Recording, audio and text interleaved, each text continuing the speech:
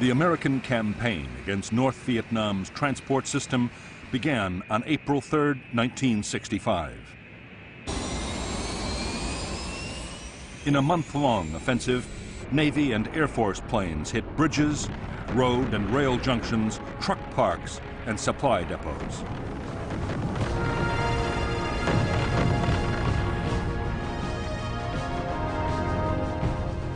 For the Americans, one of the most important targets was the Ham Rung Bridge across the Song Ma River. The bridge was a choke point for troops and supplies moving southwards.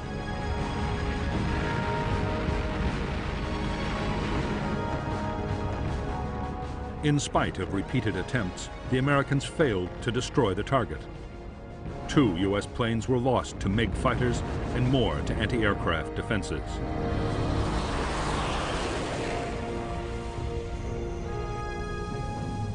Although the bombing was meant to damage the North Vietnamese military transport system, it also had political aims. It was supposed to pressure the North to stop supporting NLF guerrillas fighting in the South.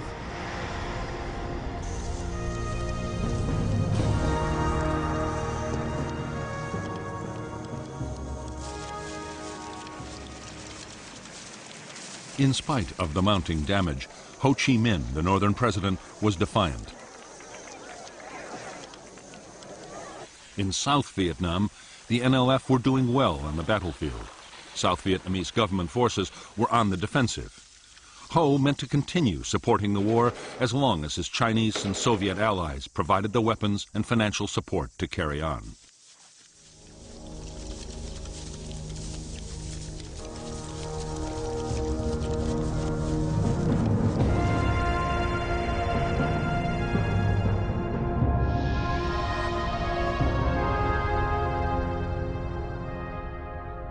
North Vietnam's war materials from the Soviet Union and China came overland by rail or by sea into the major ports of Haiphong, Hon Gai, and Cam Pha.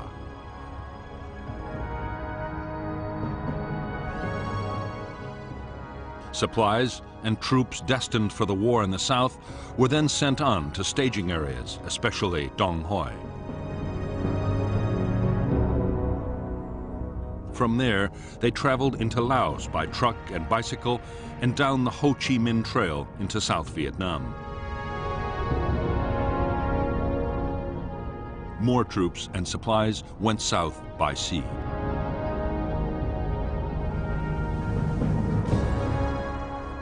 American aircraft had already attacked junctions, bridges, troop staging areas, and supply depots vital to the North's supply effort.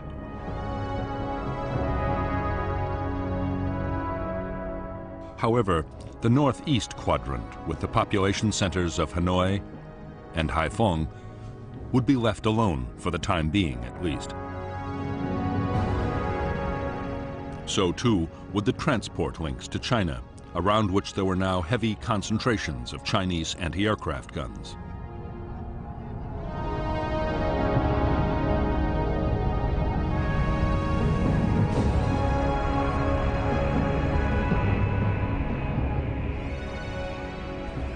As the Rolling Thunder campaign continued, opposition to the bombing grew in the United States and around the world.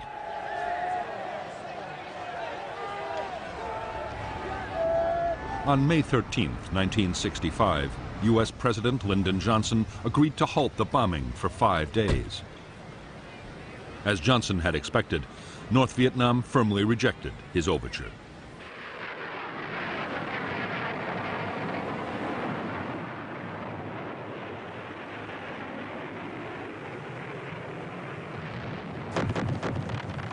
In the months that followed the bombing pause, Rolling Thunder attacks were steadily intensified. Transportation was still the top priority, but the list of targets approved by the White House was steadily broadened. The planes also began to range further north than before.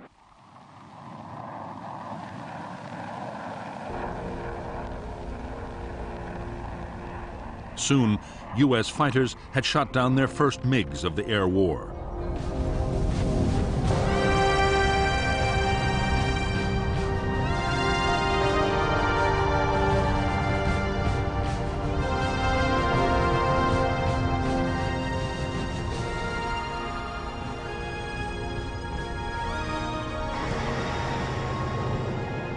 By July 1965, a ring of Soviet-supplied surface-to-air missile batteries surrounded key sites in North Vietnam. The SAM was 35 feet long and radar-guided. It could hit a target 20 miles away and was one of the most advanced anti-aircraft weapons in the world.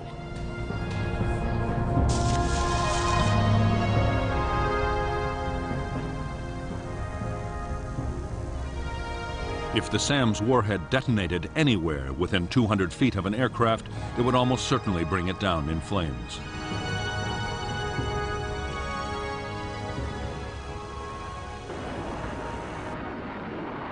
The missile defenses destroyed their first U.S. aircraft in late July 1965. In the coming months, 1 in every 20 SAMs fired would hit its target. By the end of 1965, they had lost 171 planes. For American air commanders, the SAMs were a nightmare. The only solution was to try and stay outside their range for as long as possible.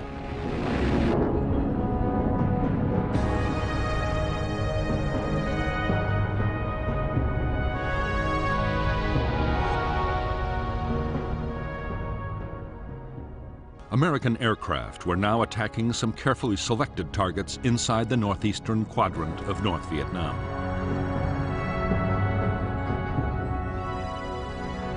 However, they had orders to avoid prohibited zones of 10 miles around the capital Hanoi and 4 miles around the port of Hai Phong.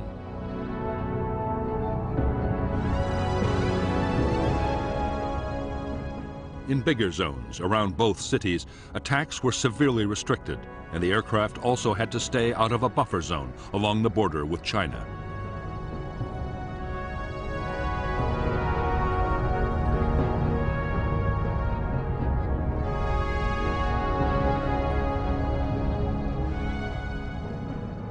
It was in the northeastern quadrant that the North Vietnamese had built up the heaviest concentrations of fighters and anti-aircraft missiles. The Americans knew the operating ranges of the MiGs and the SAMs. Attacking aircraft took elaborate measures to avoid them until the last possible moment.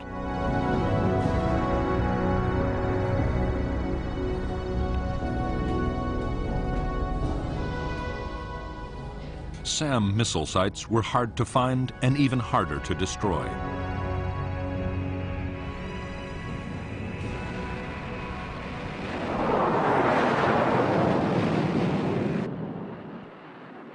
To make the problem worse, those inside prohibited zones around Hanoi and Hai Phong could not be attacked at all. It would be months before the restriction was lifted.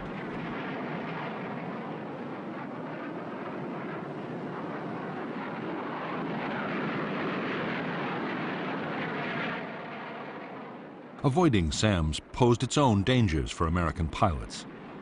The missiles were most dangerous to planes flying at 20,000 feet or above.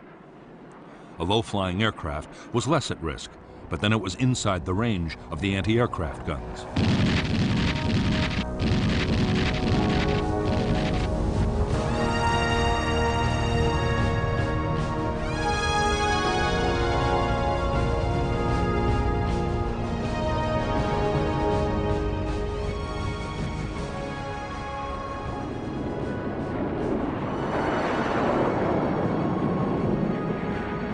By this time, North Vietnam's MiG fighters were being sent into battle whenever the odds seemed in their favor. Always they fought under strict control from the ground. Their tactics were to approach from behind and above the Americans and then mount a sudden ambush.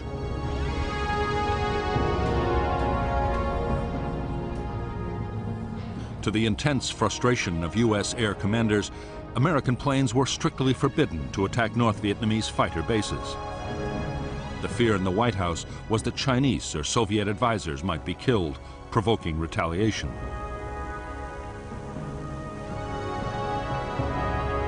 An even bigger worry was that if the North's Air Force were destroyed, Chinese fighter units might take over the defense themselves.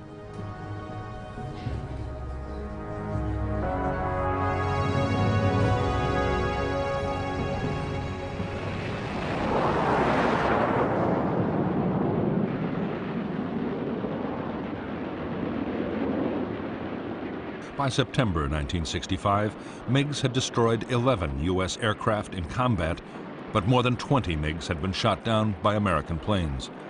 Nearly 2/3 of the whole North Vietnamese fighter force was gone. In October 1965, General Giap, the North Vietnamese defense chief, was forced to order the 921st Fighter Wing to cut back combat operations.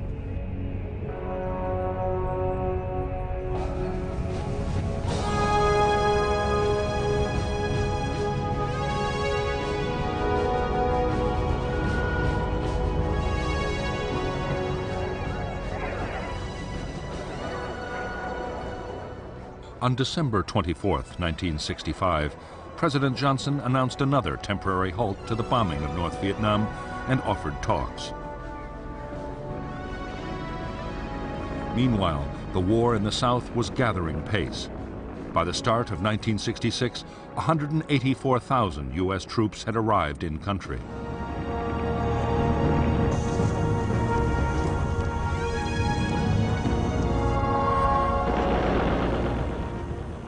They were already launching big operations against the NLF guerrillas.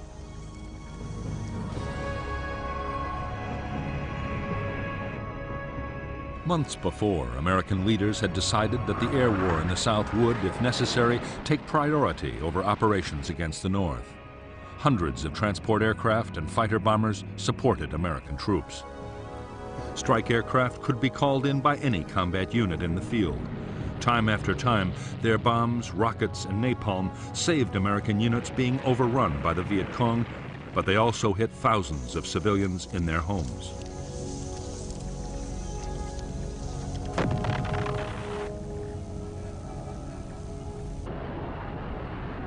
Against Viet Cong troops in the open, tactical fighter bombers were accurate and destructive weapons.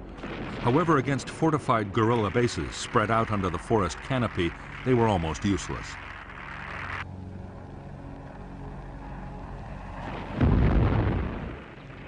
The solution suggested by the U.S. commander in Vietnam, General Westmoreland, was to carpet bomb with B-52s.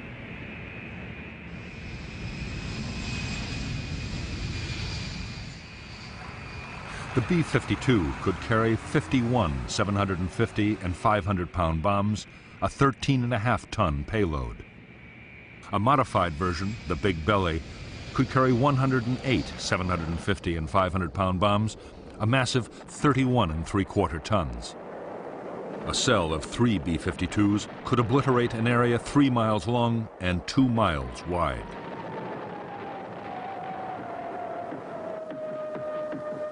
B-52 raids were codenamed Arclight.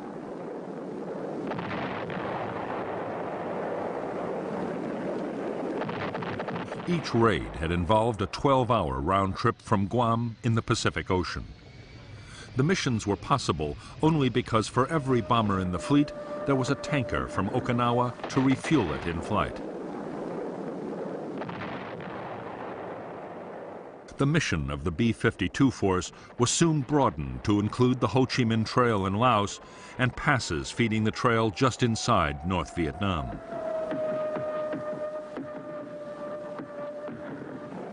The bombers were also accurate enough to support U.S. troops on the ground.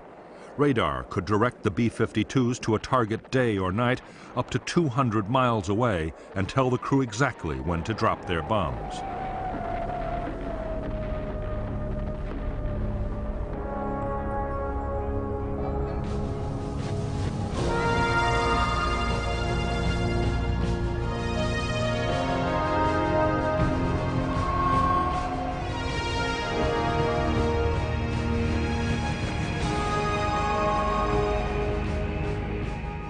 The pause in the bombing that President Johnson had ordered in December 1965 lasted 37 days.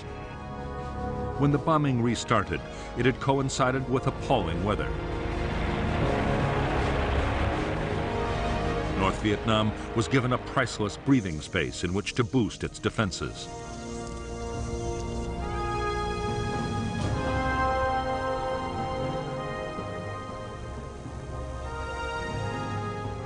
The North's most important installations were now defended by 5,000 anti-aircraft guns. They included new radar-guided 85 and 100 millimeter weapons able to bring down an aircraft at nearly 20,000 feet. More SAM missile sites had also been put in place. By now, 30 new fighter pilots had come back from training in the Soviet Union and China, along with more aircraft to rebuild the fighter force.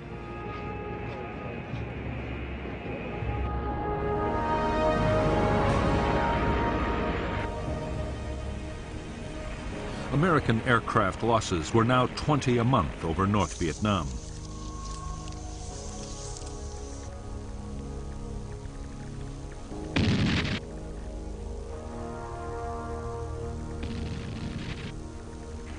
One in 40 planes flying into the heavily defended northeast quadrant was lost. Pilot morale was beginning to suffer. Most were in combat every second day, and some even more often.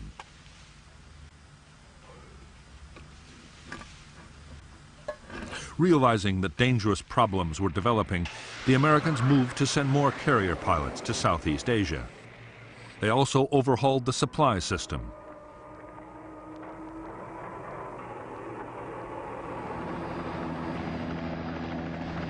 At the same time, other changes were made to help reduce American casualties and boost morale.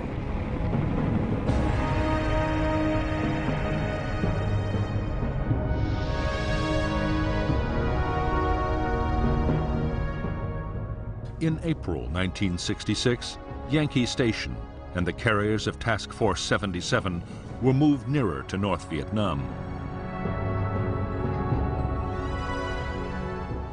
At the same time, two new search and rescue stations were created, called North and South. The stations were placed on the routes most used by U.S. strike aircraft.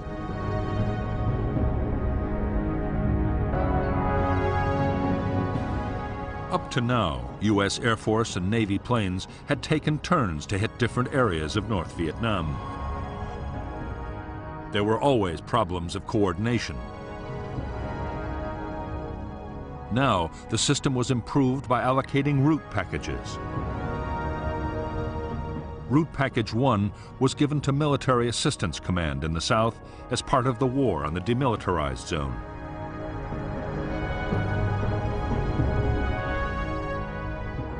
The Air Force was assigned Route Packages 5 and 6A. The Navy concentrated its efforts on the route packages nearer the coast.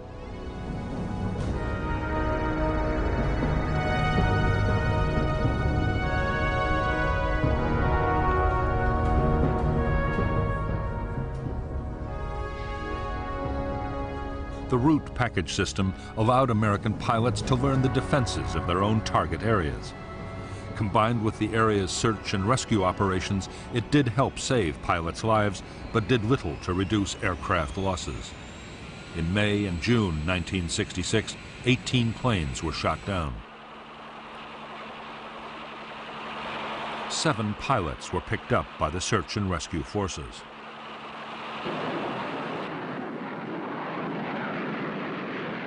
By now, every American raid included attacks to suppress anti-aircraft defenses. Strikes were also supported by a vast array of sophisticated technology. Early warning radar aircraft could alert pilots to MiGs or SAM launches. Electronic warfare planes tried to jam anti-aircraft radars. Wild Weasel strike aircraft, armed with the new Shrike radar-seeking missiles, were deployed to hit the SAM sites.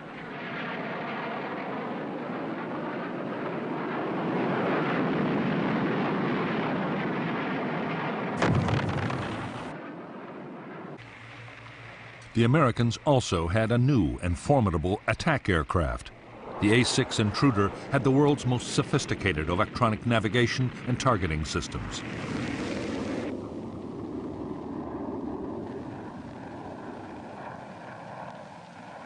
It could find and hit targets day or night in any weather and carried a 6.5-ton bomb load. In poor conditions, a pair of intruders could destroy a target that a normal raid of 100 aircraft might fail to hit.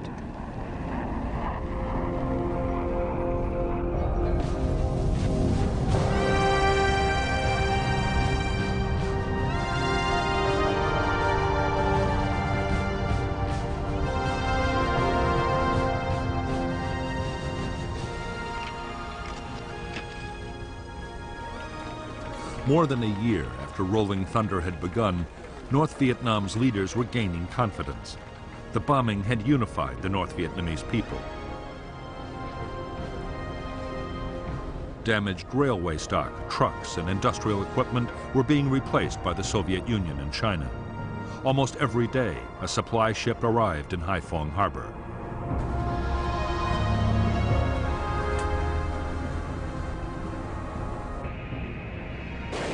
The Soviet Union had also supplied new advanced fighter aircraft, bringing the number of North Vietnamese planes to 70. The MiG-21 all-weather interceptor was able to fly at twice the speed of sound and was highly maneuverable.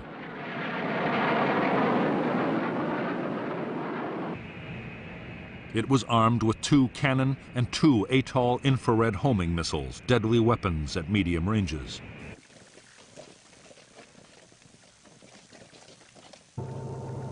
In spite of the American bombing, the North Vietnamese had actually increased the flow of men and supplies to the southern battlefield. Destroyed bridges were bypassed by pontoons and fords, and trucks moved mostly at night.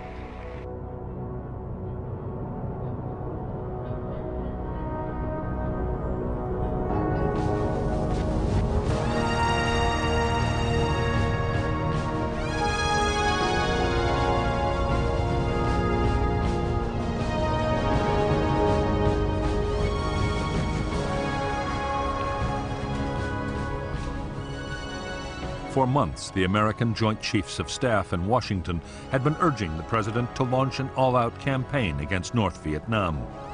Above all, they wanted to target petroleum and oil storage, the PAL system.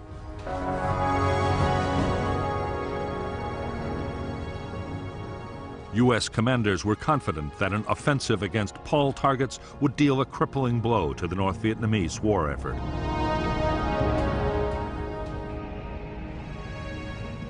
The offensive was put off again and again. President Johnson was waiting for an answer to peace feelers sent out to Hanoi. When there was no response, the president approved the attacks. The first PAL raids on North Vietnam's fuel storage system were launched on June 29, 1966.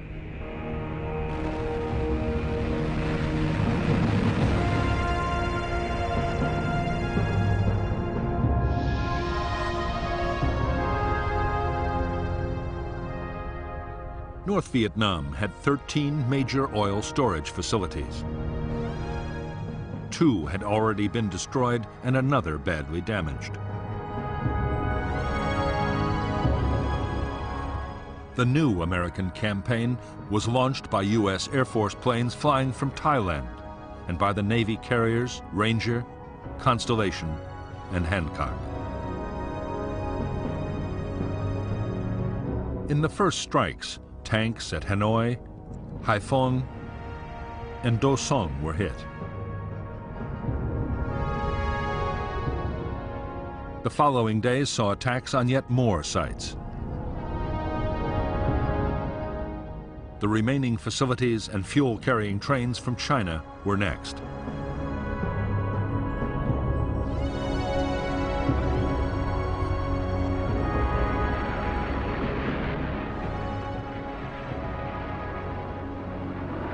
The American attacks were completely devastating. The North's biggest facility at Haiphong was totally destroyed. Smoke from the burning tanks reached 20,000 feet into the sky.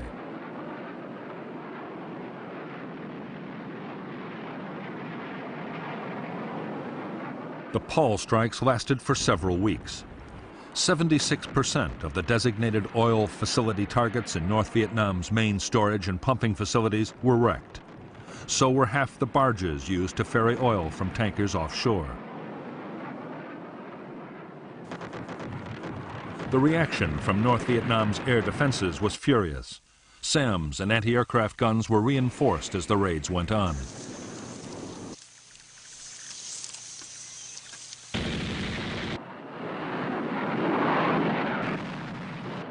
The MiGs, flying from airfields still off limits to U.S. bombs, could attack at will. American losses were heavy.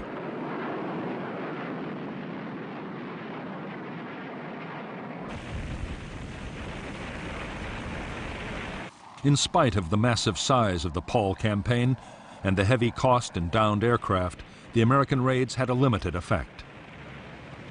The big oil tanks had been destroyed, but long before, the North had dispersed its stocks in smaller tanks and bunkers. Some had been hidden in residential districts, places the Americans might avoid attacking. The Americans launched a massive effort to try and eliminate the dispersed oil stocks.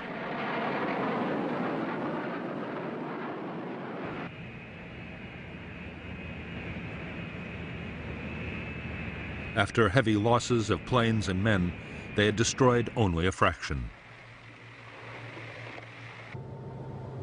North Vietnam still had more than enough to supply its own needs and the needs of the trucks supplying the southern battlefield.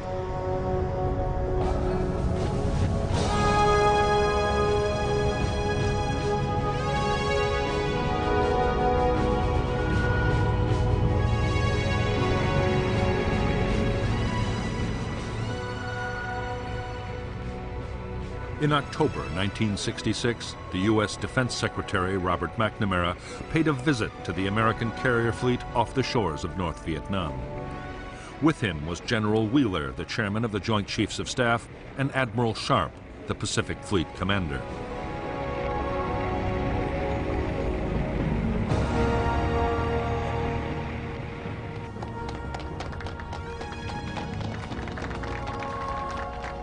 Over the past few months, McNamara had grown more and more disillusioned with the Rolling Thunder campaign. The North Vietnamese still showed no signs of abandoning the war. The failure of the Paul offensive had been the final straw. By now, the cost of Rolling Thunder had soared to $1,247 million, and more aircraft and crew lost every month.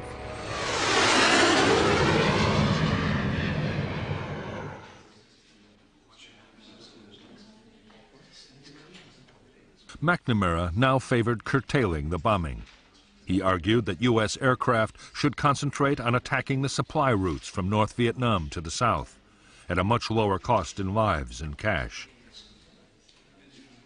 Military leaders were dismayed. Their argument was that Rolling Thunder had failed because, with all the restrictions, it had never been given a chance to succeed.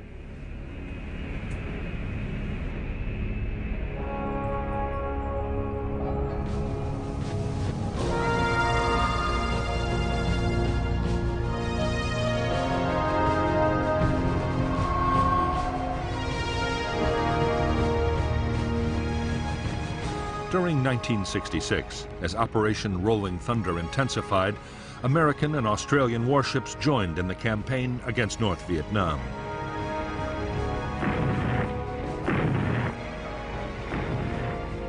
Operation Sea Dragon attacked more than 3,500 land targets, including bridges, railroad yards, and truck parks.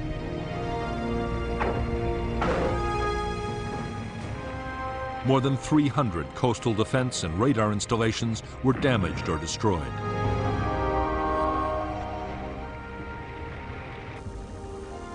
The attacks were fiercely resisted by North Vietnamese coastal artillery batteries.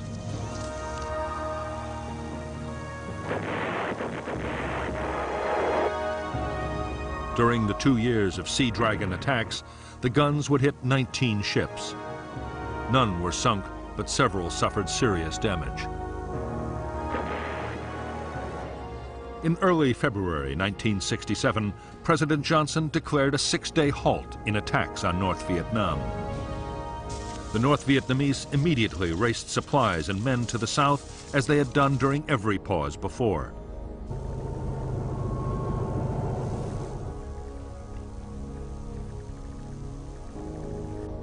Ho Chi Minh replied to Johnson's offer of negotiations with a demand that the bombing stop completely. Ho made no promise that even then he would talk.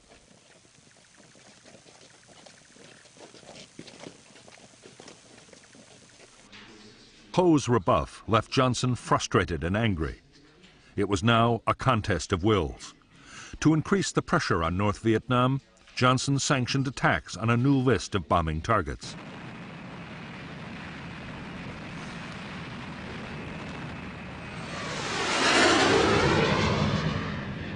American planes would attack the North's airfields, power plants, and industries, while the Navy's Operation Sea Dragon would be expanded.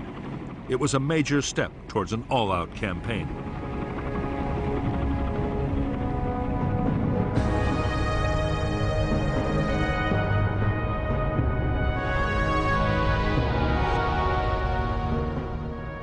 The U.S. and Australian warships of Operation Sea Dragon were allowed to extend operations from 19 to 20 degrees north.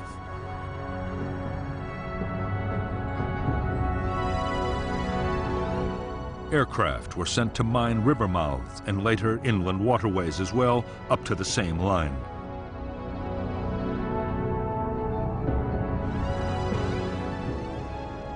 Haiphong Harbor, however, the North's most important port, would not be mined until 1972 to avoid the risk of sinking Soviet ships.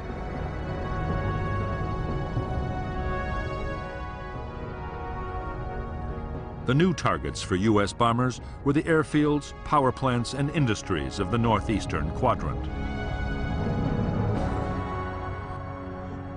Some targets were inside the previously prohibited zones around Hanoi and Haiphong.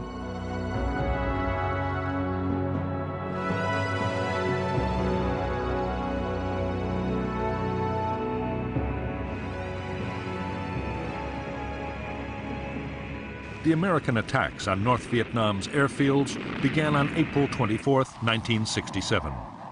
By the end of the year, all but one of the North's MiG bases had been hit.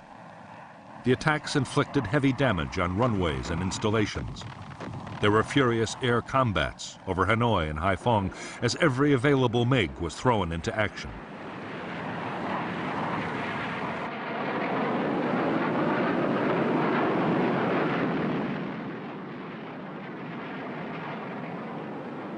After the airfield attacks came the strikes on industrial targets and power plants. 32% of the North's electrical power generating capacity was cut, but the remaining plants were adequate to supply most of the North's small industrial plants.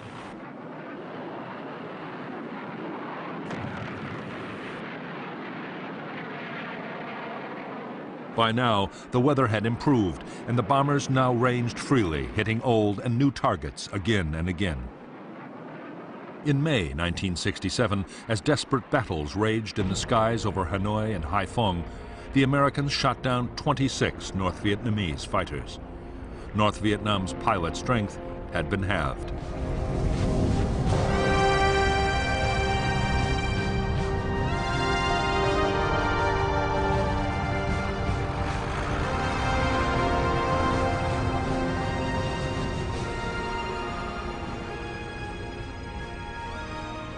While the latest offensive against North Vietnam was still underway, in Washington a bitter argument was raging about strategy in Vietnam.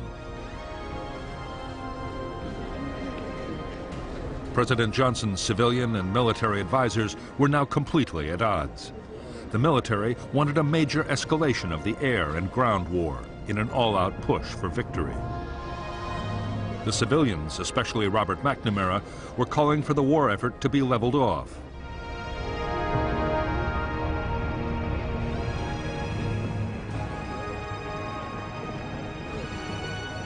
In August 1967, the pressure on President Johnson to side with his military commanders sharply increased.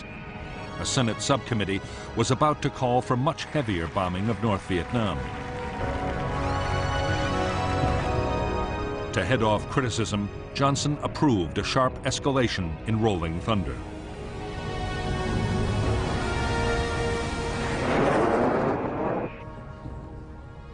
For the Defense Secretary, Robert McNamara, the decision to escalate was the end of the road. His advice had been ignored, and plainly he no longer had the confidence of the president. McNamara had no option but to resign.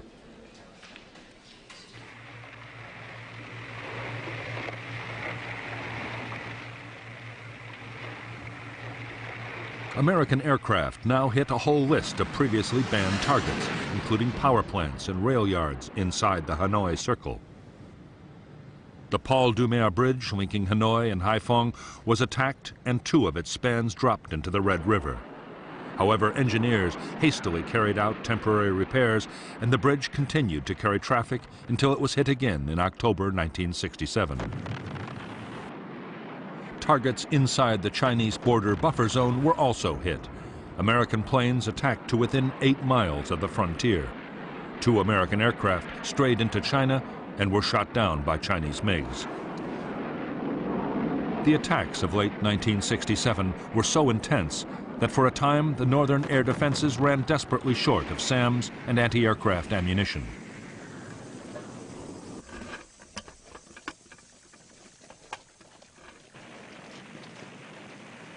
Almost all important targets except Haiphong Port had been hit repeatedly.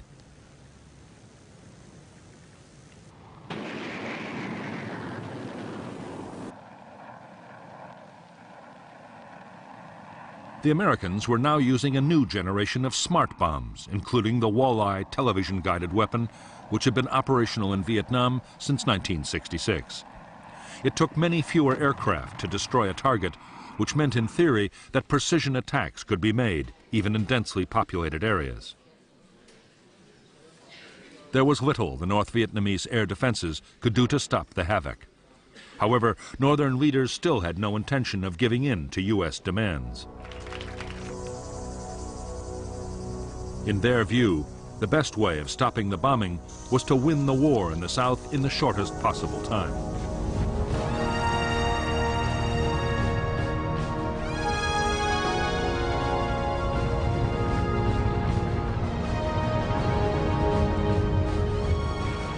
In January 1968, 84,000 NLF and North Vietnamese Army troops launched their long-planned Tet Offensive. They attacked towns and cities all over South Vietnam and held huge tracts of Saigon, the capital, for weeks.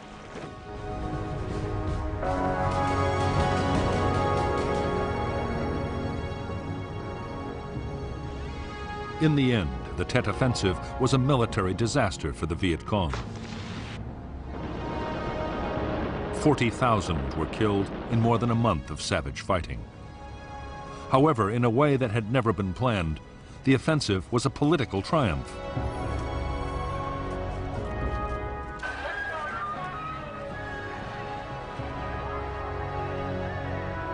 In the United States, public opinion had been turning against the war for months. The sheer scale of the latest offensive now seemed to confirm that U.S. strategy had failed. The pressure on President Johnson to look for a negotiated settlement grew irresistible.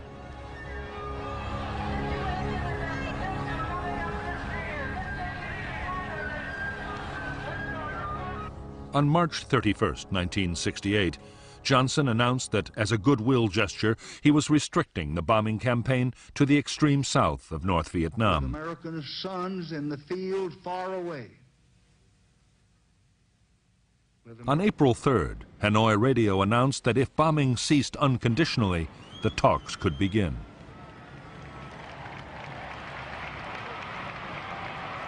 The Paris peace process began on March 10, 1968. Almost at once, they stalled hopelessly.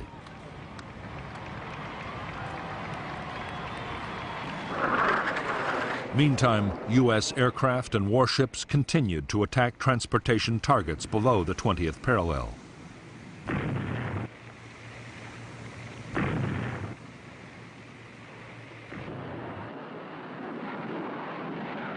In October 1968, after several months of wrangling and on the eve of the U.S. presidential elections, there was a breakthrough.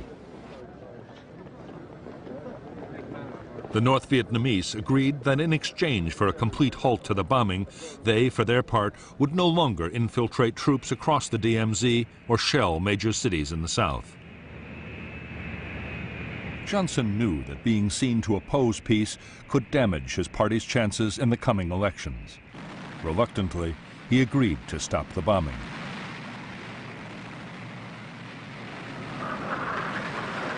Operation Rolling Thunder came to an end on November 1st, 1968, after 3.5 years. The campaign had cost more than 900 American aircraft. 818 pilots were dead or missing, and hundreds were in captivity.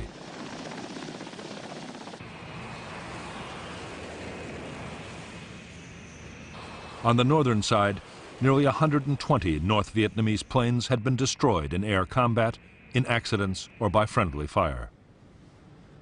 On the ground, according to McNamara's estimates, 182,000 civilians had been killed during Operation Rolling Thunder. 20,000 Chinese support personnel had also been casualties of the bombing.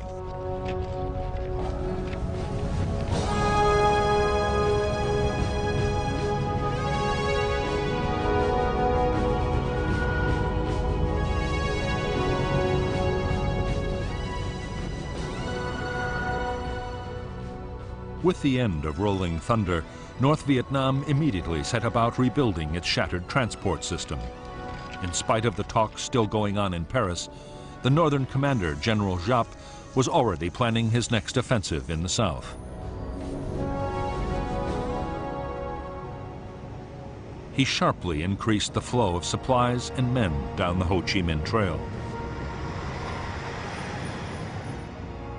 With thousands of U.S. aircraft and pilots no longer tied up attacking North Vietnam, U.S. commanders could concentrate massive air power on Laos.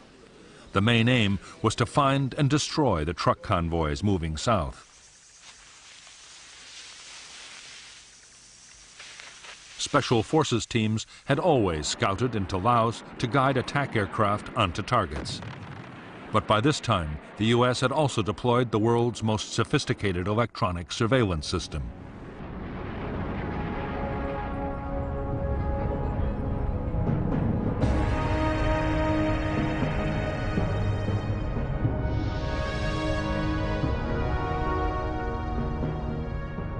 Between 1966 and 1971, in Operation Igloo White, American aircraft laid a sophisticated system of electronic sensors down the Ho Chi Minh Trail in Laos.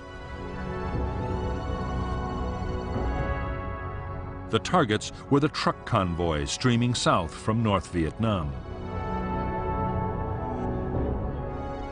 Signals from the sensors were picked up by orbiting aircraft and relayed to a listening center in Nakhon Phanom in Thailand. Other aircraft carried instruments to detect the electrical activity of truck engines. When a convoy was detected, the Americans would launch a raid by B-52s or fighter bombers into the target area.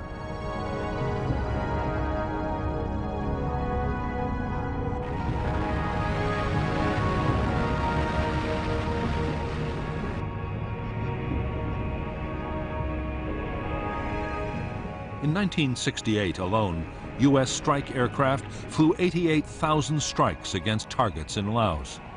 The planes dropped high explosives, cluster bombs, and mines. They were also equipped with new, highly accurate laser-guided bombs.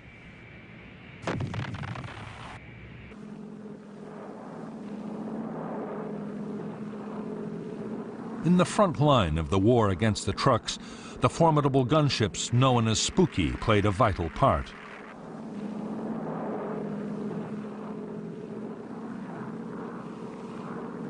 The gunships carried 3 miniguns, each able to fire 6,000 rounds a minute. Flying in a circular pattern over the target, the gunship would rain down an awesome weight of fire.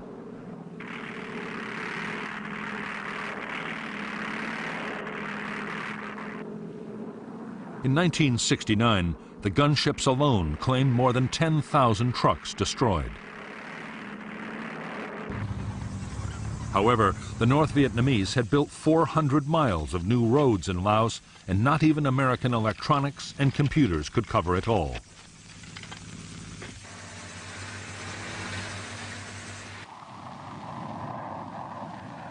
Still, U.S. aircraft would drop 750,000 tons of bombs on Laos, 10 times the weight dropped on Japan in World War II.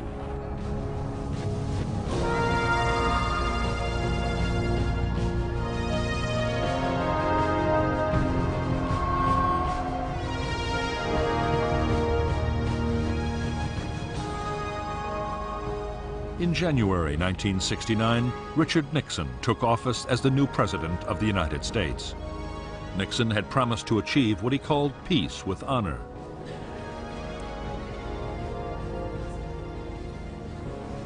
The aim was to negotiate a settlement that would allow the 500,000 U.S. troops in Vietnam to be withdrawn, while still allowing South Vietnam to survive.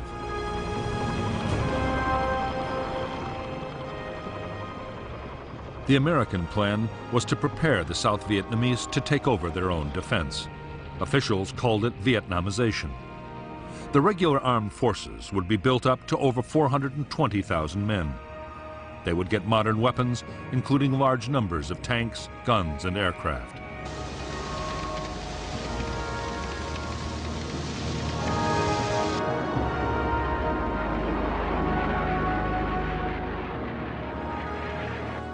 The North's strategy for 1969 was to keep up the pressure in South Vietnam. While negotiations were going on, they meant to improve their position on the battlefield.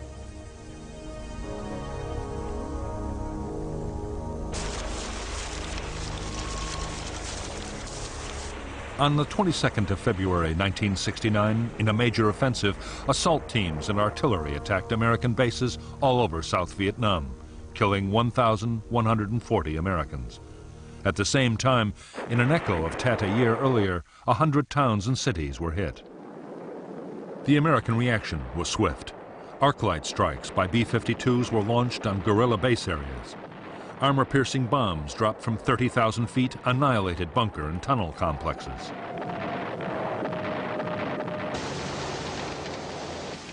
On the ground, American units launched spoiling attacks on guerrilla staging areas and captured enormous quantities of supplies.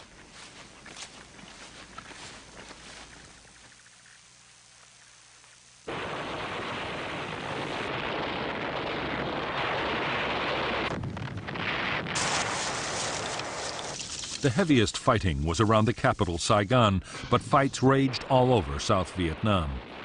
In the first 3 weeks of battles, the Americans lost 1,100 men.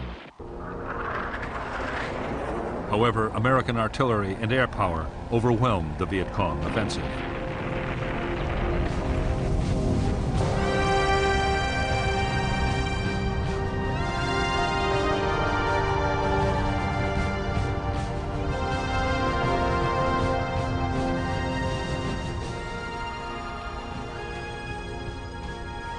In the White House, there was anger and deep frustration at the latest campaign against South Vietnam.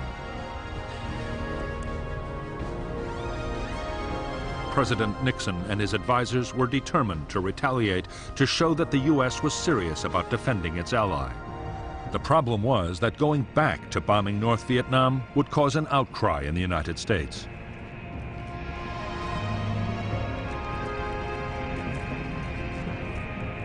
Nixon's plan was to bomb Viet Cong staging areas in Cambodia.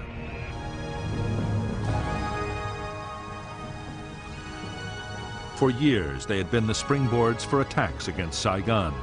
These jungle areas held tens of thousands of troops and vast stores of supplies and weapons.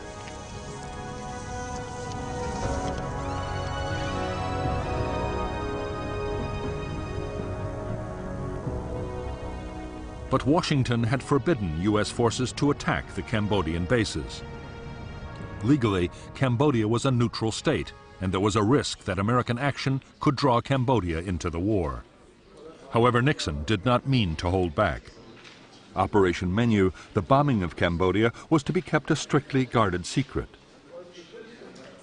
It was dubbed Menu because the first attack on Base Area 354 had been decided at a breakfast briefing at the Pentagon. The operation was to continue for 14 months.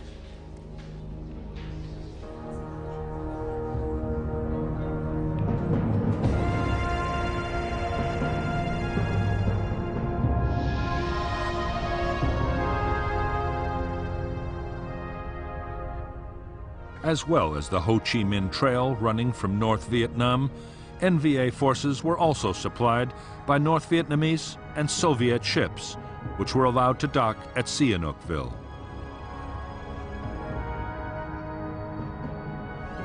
From here, they fed war materials to the main base areas.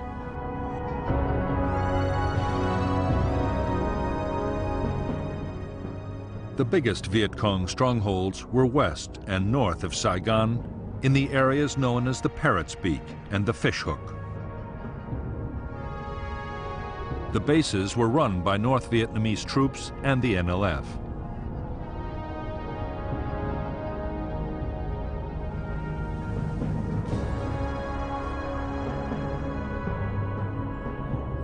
Starting in February 1969, American B-52 bombers from Thailand launched devastating strikes against each of the base areas in turn.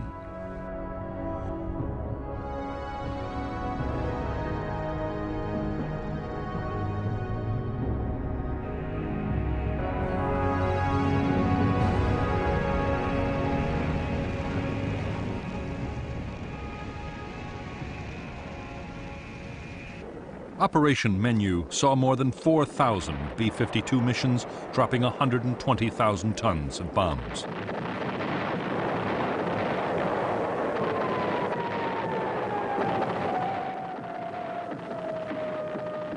In later campaigns, B-52s supported American and South Vietnamese ground incursions into Cambodia and backed Cambodian government forces against the Khmer Rouge guerrillas. Altogether, in 4 years of bombing, U.S. aircraft would unload more than 500,000 tons of bombs on Cambodia.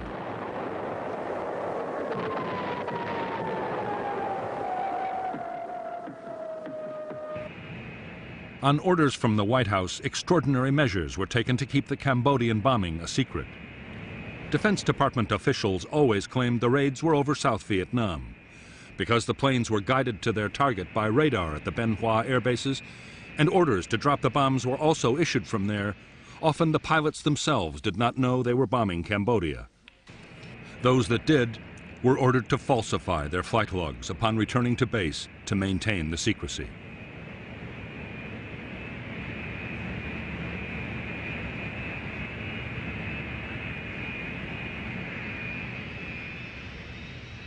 In spite of the elaborate precautions, in May 1969, reports of the secret bombing were published in the American press. Nixon was furious. Only recently, the American public had learned of the My Lai massacre, in which over 200 South Vietnamese villagers had been killed by U.S. troops back in 1968.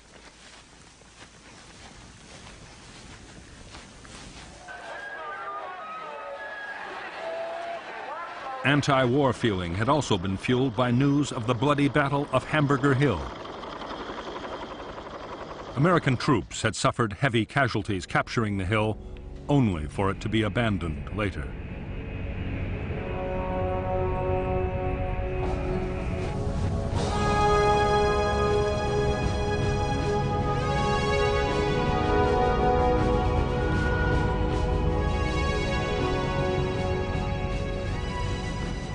On June 8, 1969, President Nixon met with South Vietnamese President Nguyen Van Thieu on Midway Island in the Pacific.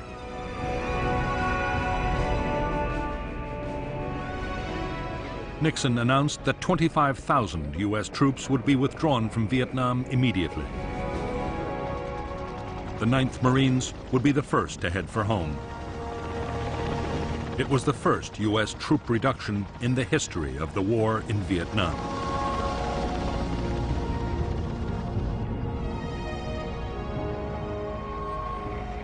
By the fall of 1969, Nixon's initiatives had succeeded in quietening public opposition to the war.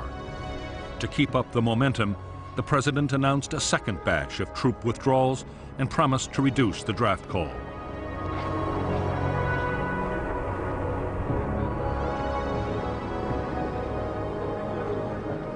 In October 1969, an opinion poll gave Nixon an approval rating of 71%, an almost unprecedented figure.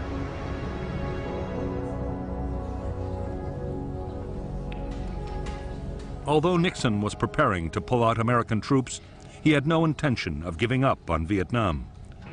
His plan was that even when most American troops had been withdrawn, Americans would continue to supply, train, and arm the South Vietnamese. Most important of all, a formidable shield of American air power would remain to deter communist attacks.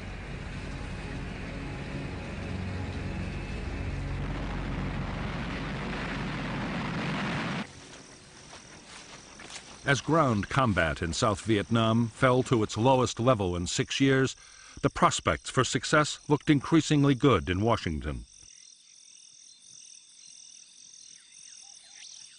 What U.S. officials did not know was that in North Vietnam, the greatest offensive of the whole war was being prepared. The plan was to use nearly 200,000 troops and hundreds of tanks in a full-scale invasion of South Vietnam.